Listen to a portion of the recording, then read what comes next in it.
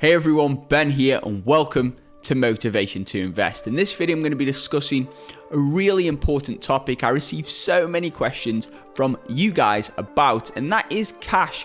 What is that cash really which is sitting in your pocket or in your bank account? Does cash devalue over time?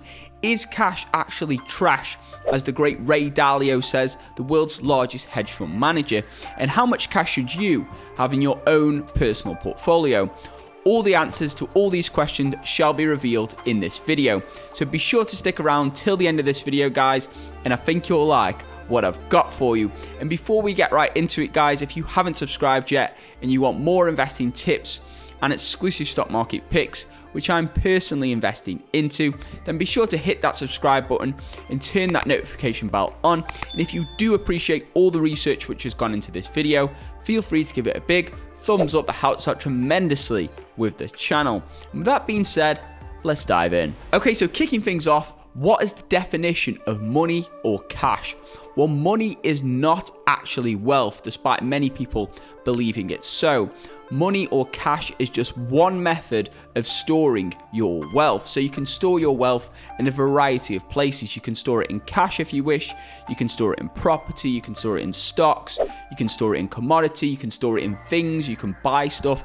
They are classed as assets which you can actually own. Your wealth could be tied up in a business. These are all places to store your wealth. And as you move up the wealth ladder and become more financially independent, you'll find yourself having a lot less cash and a lot more other assets. Fiat money, this is basically backed by the Federal Reserve, the central bank of the US if you're using the dollar, or the central bank in the country which you're in. For example, in the UK, it could be the Bank of England. In Europe, it could be the European Central Bank. Now, fiat money has value because of our trust in the government that they're going to hold the value of that dollar up using economic levers. For example, cash used to actually be backed by gold, so every dollar was actually worth a certain amount of gold. So this was called the gold standard. So it was backed by a commodity, so it's readily exchangeable and must be accepted by banks. However, cash isn't backed by gold anymore, despite some people even believing it still is.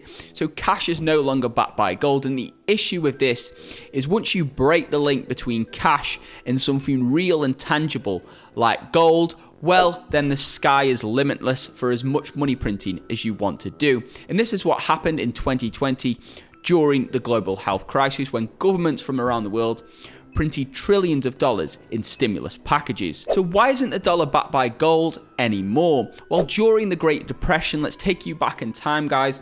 During the Great Depression, faced with mounting unemployment and spiraling deflation in the early 1930s, the US government found it could do little to stimulate the economy. People were rushing to banks, cashing in deposits, and actually asking for the gold value of the money which they have. So to deter people from cashing in these deposits and depleting the gold supply, the US and other governments had to keep interest rates high, but that made it too expensive for people and businesses to borrow. For example, anytime an economy goes through a crisis, the central bank tends to lower interest rates in order to actually stimulate the economy, because if interest rates are lower, borrowing is cheaper for businesses. It's also cheaper for things like mortgage payments on your home, etc. Credit cards are cheaper. All debt is cheaper, and money flows a lot more freely. Now, the issue when the US dollar was tied to gold is they could not do this, and this is why they broke the tie.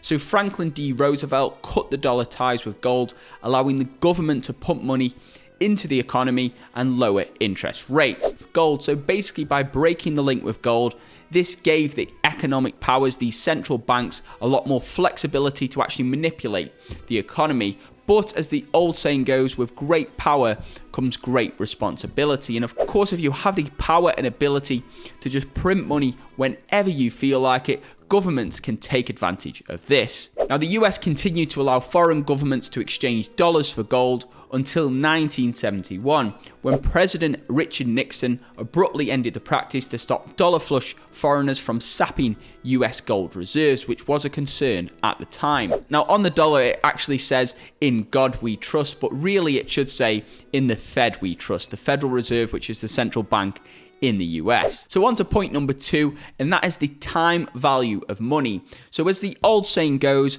a bird in the hand is worth 2 in the bush. So a dollar now in your hand today is actually worth more than the same dollar 1 year's time, 2 years' time, 3 years' time in the future. And this is because of inflation. So inflation is approximately 2% per year. This is the goal of the Federal Reserve Bank, to actually keep inflation at those levels. This means the money in your pocket devalues at 2% per year. And this is why the world's largest hedge fund manager, Ray Dalio, states cash is trash, because he basically states the cash in your pocket, people think cash is safe, but cash is just sitting there and it's basically being hit with a 2% tax each and every year. Now, 2% may not sound like a lot, but it does add up over time. And as the numbers get bigger, that 2% can really eat away at the cash in your pocket. For example, here's a simple test I always ask people. How much did your parents pay for their home? Now, this could be a really simple question to answer. For example, my parents back in the day,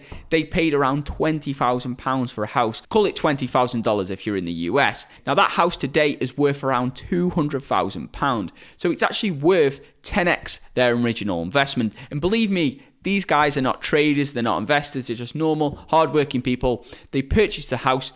They didn't think it was going to 10x. They didn't know about inflation. They didn't know about all these different factors which are involved.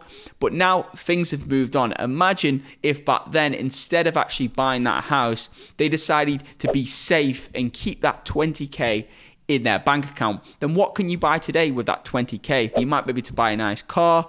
You may be able to put down a small deposit on a property and then take a real big mortgage to actually cover the cost of the property. But the chances of actually being able to buy a full property outright for just 20K is close to impossible. And here's how the purchasing power of the dollar has actually declined over time. So for example, $1 in 1913 is basically the equivalent of 0.05 cent today. So if you kept that same dollar from 1913, you put it under your mattress, today it'd be worth 0.05 cents. And for example, back in 1913, if you had $100, you could buy quite a lot of stuff with that. You could buy the same amount of stuff as today if you had $2,529.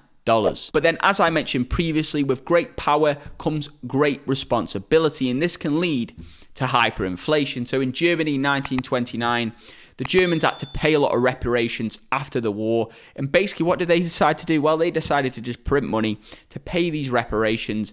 And this resulted in this. So people having to take wheelbarrows of cash to buy a loaf of bread. This was the extreme cases which happened in Germany during the 1920s. Now, you may be thinking, Ben, that's so long ago. These things don't happen these days, do they? Well, you'd actually be wrong, because Venezuela, even today, hyperinflation is happening today. So you need this amount of cash to buy this chicken. That's how much cash you need in Venezuela today. So this is people in Venezuela. They're actually using cash notes to actually make different things to sell to people on the street. So in 2016, Venezuela entered hyperinflation. The inflation rate reached 274% in 2016. So as I mentioned to you previously, the Fed's goal for inflation is around 2%. So in Venezuela, it reached 274%, then 863% in 2017, 130,000% in 2018, 9,000% 2019.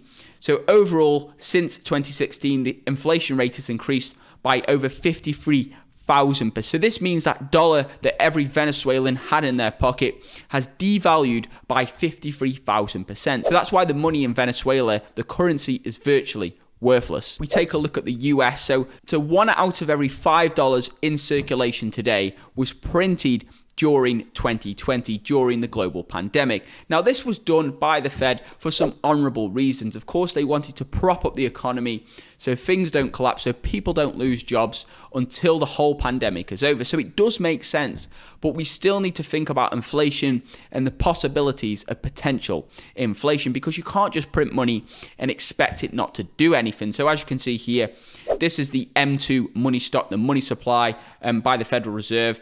And as you can see, got to 2020, then boom, 1 out of $5, another 20% increase in the money supply in 2020.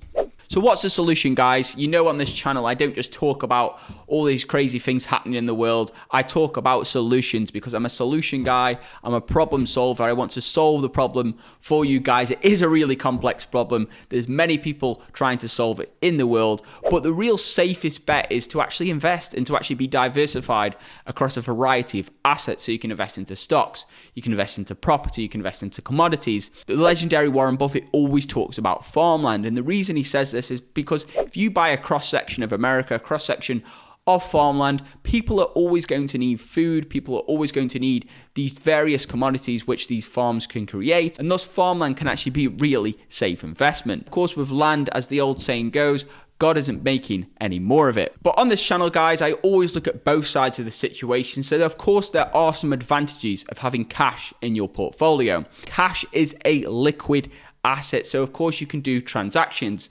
Cash also has buying power, so you can go and you can use your cash to buy a burger, to buy some shoes, to buy food, to buy many different things in your life. You can use cash to do that. You can't use a percentage of a property you own to actually buy something in a physical store. You can't use a percentage of Tesla stock to actually buy a burger in McDonald's. You can't do these things. You need to obviously sell the stock on a stock market exchange, take the cash, then use the cash to actually buy things. So there are some advantages to cash. Third advantage of cash is it's actually really useful in times of distress. So during a financial crisis such as the one which happened in 2008, the credit window actually shut. So that's the amount of loans and cash that banks can actually borrow to citizens and businesses. That credit window actually closes or becomes very, very small. And this means the power of cash actually is extremely useful to take advantage of opportunities in the market. So how much cash should you have in your portfolio? This is the key question. Well, it depends on a variety of factors. I would say it depends on your age, your personality, your investing goals, and also your comfort level. So everybody has a psychological comfort level, an amount of cash they need in their bank account to actually sleep well at night. So I recommend personally everybody have a rainy day fund. Everybody should actually think in the scenario, what if you lost your job tomorrow? How much cash do you have to actually survive the up and coming year, the up and coming 6 months until you could get another job? Do you have enough cash in hand to cover your bills for at least 6 months to 1 year? That's what you should think about, and you should have a rainy day fund. However, above and beyond that, I recommend personally, and this is not financial advice, guys, this is just what I personally do myself. I recommend in terms of your net worth, you should have around 25% of it, so around 1/4 of it in cash. And this is also what many hedge funds try to do and many investment banks, part of our diversified portfolio of stocks and real estate. And then what if you believe the stock market is overvalued during a certain point? Well, then I would personally build my cash position, and this is what I actually do. So I did this in 2019. I thought the stock market was overvalued. I looked at some economic indicators, and to me it looked like the stock market is overvalued. There hadn't been a crash for around 10 years time, and usually there's a crash every 10 years. It's a bit of superstition, but usually there is a crash roughly every 10 years. There was the dot-com bubble, 2000, and then 2008, so that's 8 years. There was the financial crisis, and then 2020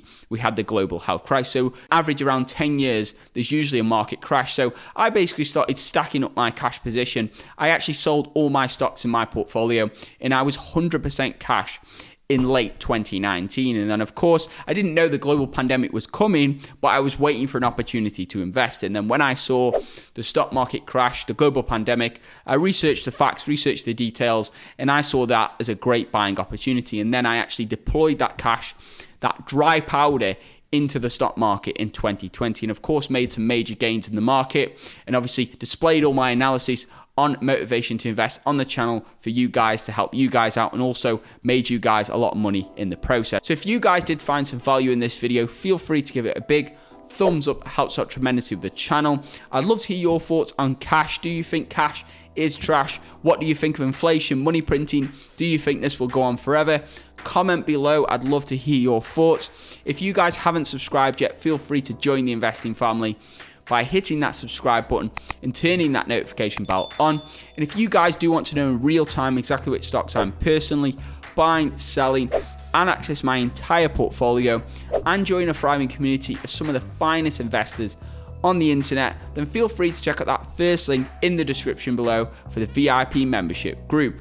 This group is for those of you who want to take your investing journey to that next level and actually ultimately become financially free. Now, many of you guys may be watching this video and you may already be in the Motivation to Invest Academy. Stocks only go up. In that case, feel free to refer this membership to a friend and you'll also get a discount on your current membership. So be sure to just private message me with the proof of the referral, and then I will obviously give you a discount or even give you a free month in your actual membership. So that's a little bonus you guys can get as you're part of the group. And with that being said, thank you guys so much for watching. I hope you have an incredible day, and I'll see you in my next video. Invest safe.